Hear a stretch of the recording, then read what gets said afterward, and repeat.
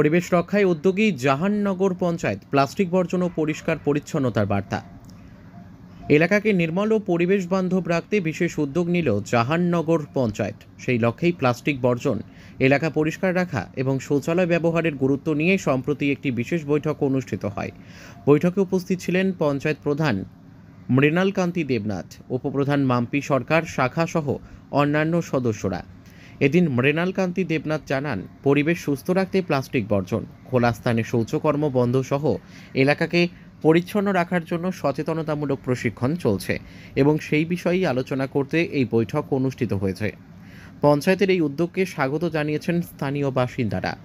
Bureau report, আমাদের TV. ODA plus নিয়ে meeting হলো, ট্রেনিংও চলছে। প্লাস্টিক বর্জন করা, সবাইকে সচেতন করা, টয়লেট ব্যবহার করা, মাঠে ঘাটে যাতে বাচ্চারা না যায়, এটা নিয়ে ট্রেনিং চলছে আর কি। এর উদ্দেশ্যটা কি? এর উদ্দেশ্য পরিবেশটা ঠিক রাখার জন্য।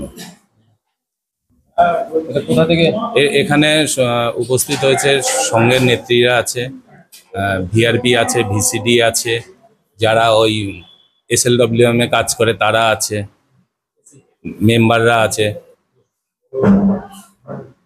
এটার উদ্দেশ্য হচ্ছে এলাকাটা পরিষ্কার পরিচ্ছন্ন রাখা, প্লাস্টিক বর্জন করা, আর মাঠে ঘাটে যেন কেউ টয়লেট না করে সেই ব্যবস্থা নেওয়ার জন্য।